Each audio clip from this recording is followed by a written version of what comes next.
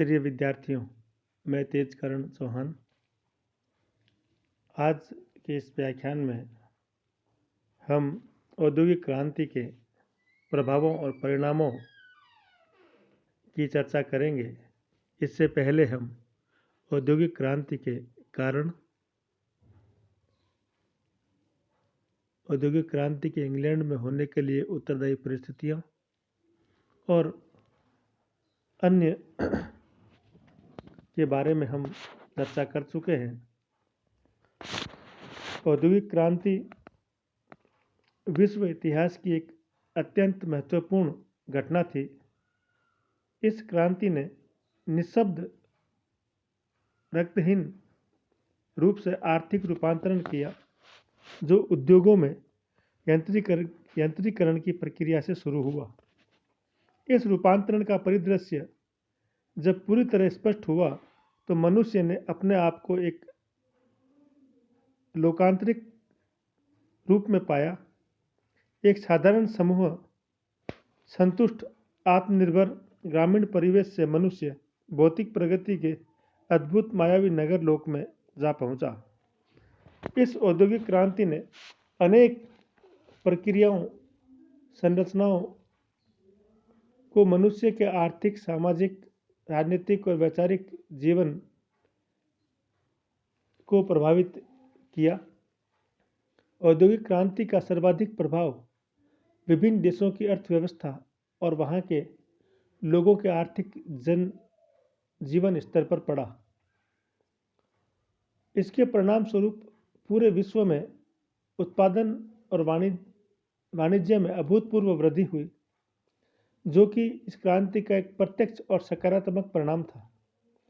औद्योगिक मिलों और कारखानों में वस्तुओं का उत्पादन बड़ी शीघ्रता से और कुशलता के साथ बड़े पैमाने पर होने लगा। इन उत्पादित वस्तुओं को अंतर्राष्ट्रीय बाजार में पहुंचाने की आवश्यकता ने व्यापार और वाणिज्य को प्रोत्साहन दिया। इस क्रांति के परिणाम स्वरूप इंग्लैंड के वस्त्र उद्योग और लौह एवं इस्पात उद्योग में विस्मयकारी गति से वृद्धि हुई। इसने इंग्लैंड के कोयला, जहाज, मशीन और रेल के व्यापार में अभूतपूर्व वृद्धि की। नेपोलियन इंग्लैंड की जबरदस्त आर्थिक समृद्धि के कारण ही इंग्लैंड का भेदन नहीं कर सकता। प्राय यह कहा जाता है वाटरलू का युद्ध लंकाशायर की सूती मिलों में जीता गया था। इसके साथ साथ इसका एक दुखद पक्ष कुटीर उद्योग धंधों का विनाश था। औद्योगिक उत्पादन में मशीनों के प्रयोग और उनसे निर्मित सस्ती वस्तुओं ने घरेलू कुटीर उद्योग धंधों के विनाश कर दिया और बहुत से कुशल कारीगरों को बेरोजगार कर दिया। नई कारखाना पद्धति की सफलता ने उत्पादन की घरेलू व्यवस्था को समाप्त प्राय कर दिया। कुटीर उद्योगों के विनाश का प्रभाव यूरोप ही नहीं बल्कि अंतर्राष्ट्रीय स्तर पर पड़ा और हम जानते हैं इंग्लैंड से आने वाले सस्ते कपड़े ने भारतीय कुटीर वस्त्र उद्योग को पूर्णतः नष्ट प्राय कर दिया। इसके साथ साथ नगरों का विकास होना शुरू हुआ। क्रांति के फलस्वरूप जनसंख्या का एक बड़ा हिस्सा कस्बों और नगरों की ओर प्रव्रजित होना शुरू हुआ, जिससे नगरों और नगरीकरण का विकास शुरू हुआ। इंग्लैंड के कोयला और लौह प्रधान क्षेत्रों में अनेक शहर कुकुरमुतों की तरह उग आए। मैनचेस्टर, लीड्स, शेफील्ड, बर्मिंघम आदि जो छोटे कस्बे थे वे शीघ्र ही बड़े नगरों के रूप में रूपांतरित हो गए। इसी प्रकार औद्योगिक पूंजीवाद का विकास शुरू हुआ। औद्योगिक क्रांति ने इस नए प्रकार के पूंजीवाद को जन्म दिया। इससे पूर्व व्यापारिक क्रांति के परिणाम स्वरूप यूरोप में पूंजीवाद का जन्म हो चुका था, लेकिन उस समय पूंजी का उपयोग व्यापार के विस्तार के लिए किया गया, जबकि अब इस पूंजी का उपयोग उद्योगों में पूंजी निवेश और उसके आधार पर अधिकाधिक लाभ अर्जित करने के लिए किया जाने लगा। औद्योगिक पूंजीवाद 19वीं शताब्दी के वित्तीय पूंजीवाद और एकाधिकार मूलक पूंजीवाद के रूप में विकसित हो गया। औद्योगिक क्रांति ने समाज को भी बड़े गहरे अर्थों में प्रभावित किया। इसने नए सामाजिक वर्गों को जन्म दिया और सामाजिक संबंधों की एक नई परिभाषा लिखनी शुरू की। क्रांति के फलस्वरूप निर्वैयक्तिक एवं अर्थसापेक्ष मनुष्य को बना दिया। औद्योगिक क्रांति ने एक बड़े श्रमिक वर्ग को उदय किया, जिसके साथ साथ अनेक नई समस्याएं उभर कर समाज के सामने आई। इसने मध्यम वर्ग को जहां बहुत लाभ पहुंचाया और इस वर्ग के प्रभावशाली लोग औद्योगिक प्रक्रियाओं के लाभों से जुड़कर एक औद्योगिक मध्यम बुर्जुआ वर्ग के रूप में तब्दील हुए। इस कारखाना पद्धति के विकास ने संयुक्त परिवार प्रणाली की समरसता को भी समाप्त प्राय कर दिया। अब संबंधों के भावनात्मक सूत्र शिथिल होने लगे तथा अर्थशक्ति एक सर्वोपरि मूल्य के रूप में प्रतिष्ठित होने लगा। औद्योगिक प्रगति के साथ साथ समाज में एक नए श्रमिक वर्ग का उदय हुआ, जो समाज का बड़ा घटक बन गया। यह वह श्रमिक वर्ग था जो एक निश्चित मजदूरी के बदले औद्योगिक प्रतिष्ठानों में कार्य करता था। इन श्रमिकों की स्थिति पहले के श्रमिकों से भिन्न थी। नए औद्योगिक श्रमिक कुछ निश्चित घंटों के श्रम के बदले में एक निश्चित धनराशि के रूप में मजदूरी करते थे। वे पहले के अर्धदास या दासों की तरह अपने स्वामी के प्रति सेवाबद्ध नहीं थे। न ही वे एक स्थान विशेष से बंधे हुए थे, न वे कारीगरों की भांति संघ संबंधी नियमों से बंधे हुए थे। अब वे कानूनी रूप से किसी भी स्थान पर, किसी भी औद्योगिक प्रतिष्ठान में अपनी इच्छा से कार्य करने के लिए स्वतंत्र थे। अब उनके मालिक और श्रमिक के व्यक्तिगत संबंध भी समाप्त हो गए। अब केवल उनका रिश्ता कैस्ट नेक्सस पर आधारित था। वे दोनों एक दूसरे को भली भांति जानते थे, साथ साथ काम करते थे, खाना खाते थे, रहते थे, लेकिन इनमें किसी प्रकार का भावनात्मक संबंध नहीं था। बड़े पूंजीपति मालिकों ने इस यद्यपि अत्यधिक समृद्धि प्राप्त की, लेकिन अपने कारखानों में काम करने वाले श्रमिकों को व्यक्तिगत रूप से वह नहीं जानता था।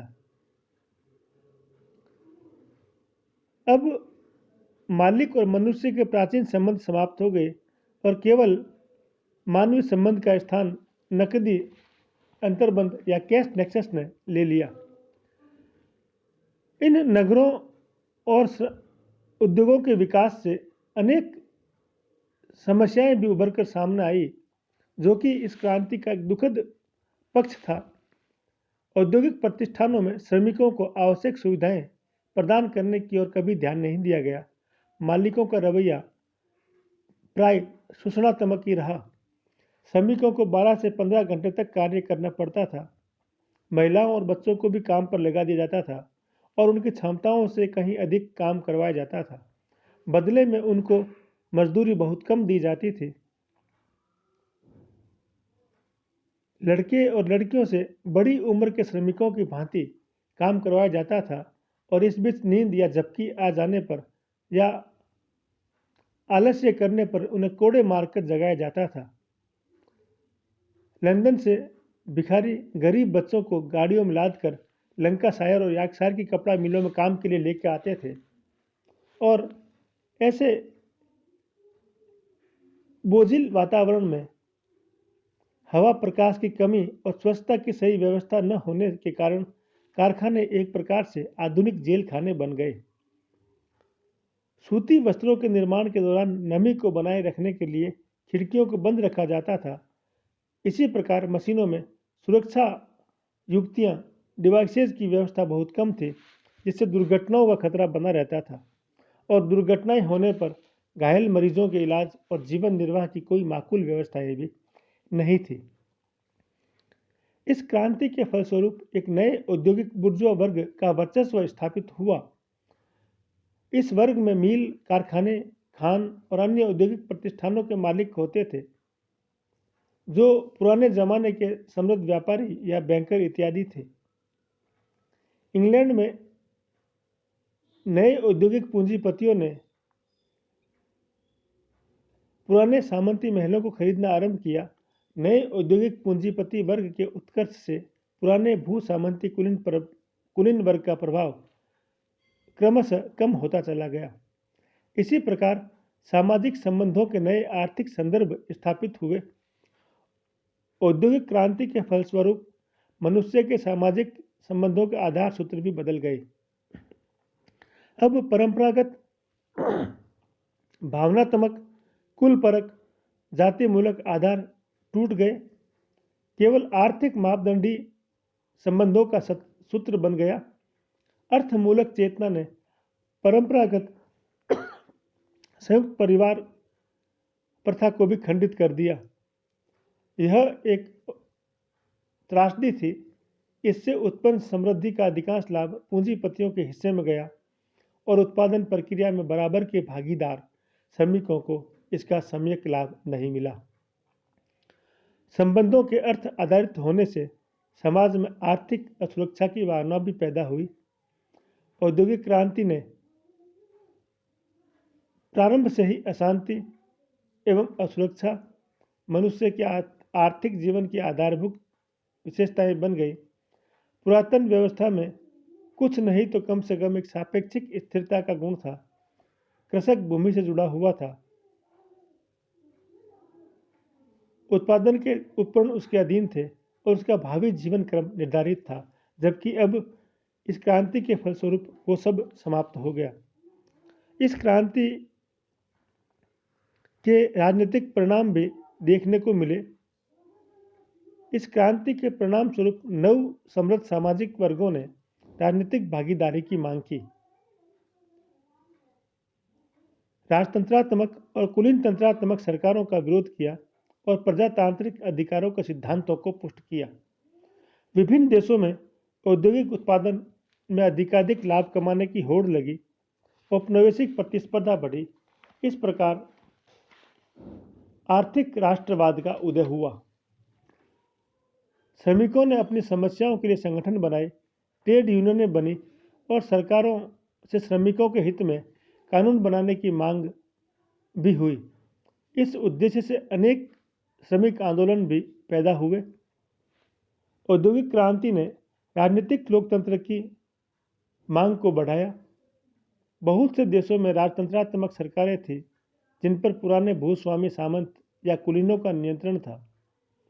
औद्योगिक क्रांति ने समाज में मध्यम और औद्योगिक बुर्जुआ वर्ग को प्रमुख स्थान प्रदान किया और यह राजनीतिक प्रभाव का आकांक्षी भी था। अपनी समृद्धि के बलबूते पर राजनीतिक प्रक्रियाओं को प्रभावित करने में सक्षम भी था। इस वर्ग ने राजतंत्र और कुलीन तंत्र की शक्ति को तोड़ने और प्रजातंत्र को स्थापित करने की दिशा में संघर्ष शुरू किया, जिसमें श्रमिक वर्ग के साथ मिलकर पुराने भूस्वामी कुलीनों के विरुद्ध एक संयुक्त मोर्चा गठित हुआ, जो उस समय तक के लिए ही था जब तक कि नए बुर्जुआ वर्ग को राजनीतिक विजय नहीं मिल गई। श्रमिकों के हितों के लिए नव धनाढ्य वर्ग की कोई आंतरिक सहानुभूति नहीं थी। इसके साथ साथ आर्थिक राष्ट्रवाद और औपनिवेशिक प्रतिस्पर्धाएं भी बढ़ी। ब्रिटेन की प्रगति को देखकर यूरोपीय महाद्वीप के अन्य देशों में औद्योगिक प्रक्रियाओं से लाभ कमाने की आकांक्षा जागी। इन देशों में आर्थिक राष्ट्रवाद की भावना प्रबल हुई, जिसका अर्थ था राष्ट्रीय एकता और चेतना का आर्थिक लाभों के लिए उपयोग करना। ब्रिटेन की तीव्र औद्योगिक प्रगति का एक कारण उसका औपनिवेशिक साम्राज्य था। यूरोप के देशों में 19वीं शताब्दी के अंतराल में नए उपनिवेशों को प्राप्त करने की होड़ लगी। उपनिवेश और साम्राज्यवादी प्रतिद्वंदिता का ऐसा दौर शुरू हुआ जिसकी विभत्स परिणति हमें प्रथम महायुद्ध के रूप में देखने को मिलती है। इसी प्रकार अनेक श्रमिक आंदोलन हुए। श्रमिकों ने अपनी स्थिति में सुधार के लिए राजनीतिक संगठन बना लिए और अपने हितों की कानूनी सुरक्षा के लिए राजनीतिक आंदोलन चलाए। परिणाम स्वरूप ब्रिटेन में विभिन्न फैक्ट्री अधिनियमों द्वारा श्रमिकों की स्थिति में सुधार करने का प्रयास किया गया। 1824-25 के फैक्ट्री अधिनियमों ने इंग्लैंड में श्रम संघ लेबर यूनियन को औपचारिक स्वीकृति प्रदान की। 1875 में फ्रांस ने भी श्रम संघों को वैधानिक मान्यता प्रदान की। इंग्लैंड में चार्टिस्ट आंदोलन के माध्यम से श्रमिकों ने राजनीतिक अधिकार जैसे वोट देने और पद ग्रहण करने का अधिकार प्राप्त करने का प्रयास किया, लेकिन उस समय उन्हें सफलता नहीं मिली। कालांतर में 1867 के सुधार अधिनियम द्वारा उन्हें राजनीतिक अधिकारों की प्राप्ति हो गई। इसके साथ साथ इस क्रांति ने अनेक वैचारिक आयामों को भी जन्म दिया। नवीन चुनौतियों का समाधान ढूंढने के प्रयासों से नवीन विचारधाराओं का जन्म हुआ, जिसमें आर्थिक उदारवाद और समाजवाद ऐसी ही विचारधाराएं थी। आर्थिक उदारवाद का जन्मदाता एडम स्मिथ था। उसने अपनी पुस्तक द वेल्थ ऑफ नेशंस में इसका प्रतिपादन किया, जिसके अनुसार आर्थिक गतिविधियों को प्राकृतिक नियमों के अनुसार चलते रहने दिया जाना चाहिए और उन पर किसी प्रकार के कृत्रिम प्रतिबंध नहीं लगाए जाने चाहिए। इस विचारधारा का आदर्श था लेसे फेयर, अर्थात हस्तक्षेप। यह विचारधारा औद्योगिक क्रांति के विकास को स्वस्थ मानती थी। उद्योगपतियों के लाभ, मजदूरों की स्थिति आदि सभी को वह स्वस्थ प्रतिस्पर्धा मानती थी।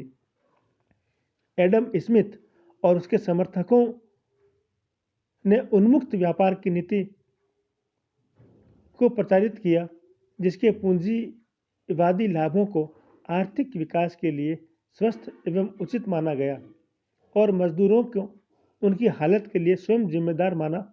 पूंजीपतियों ने आर्थिक उदारवाद के सिद्धांत का स्वागत किया। इसी प्रकार एक दूसरी विचारधारा समाजवाद का भी प्रस्फुटन इसी दौर में हुआ। समाजवादी विचारधारा का जन्म स्पष्ट औद्योगिक क्रांति से उत्पन्न श्रमिकों की समस्याओं का स्थायी समाधान ढूंढने का प्रयास था। समाजवाद के विचार को व्यवस्थित और व्यावहारिक रूप में कार्ल मार्क्स और फ्रेडरिक एंजल्स ने प्रस्तुत किया। इन दोनों विचारकों का मानना था कि उत्पादन प्रक्रिया से मिलने वाले लाभ के मुख्य कारक या स्रोत श्रमिक अर्थात सर्वहारा वर्ग है। अतः उत्पादन प्रक्रिया एवं उससे मिलने वाले लाभों पर श्रमिक वर्ग का अधिकार होना चाहिए और इस प्रकार की अवधारणा शीघ्र ही लोकप्रिय हो गई और धीरे धीरे अधिकांश श्रमिक अनेक यूनियनों के रूप में संगठित हुए, जिन्होंने इन समाजवादी विचारधारा को अपना लिया।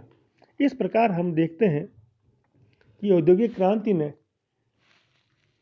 न केवल इंग्लैंड बल्कि यूरोप और पूरे विश्व की समस्याओं को सार्वभौमिक कर दिया और सभी जगह एक प्रकार से अनेक विचारधाराओं का, अनेक परिणामों का सामना समाज को करना पड़ा। धीरे धीरे जो नई चुनौतियां सामने आती गई, उनको भी उन विचारधाराओं के आधार पर निराकृत करने का प्रयास किया गया और वास्तव में यह घटना एक ऐसी घटना थी जिसने पूरे विश्व इतिहास को एक समग्र रूप से एक दूसरे से संबद्ध कर दिया।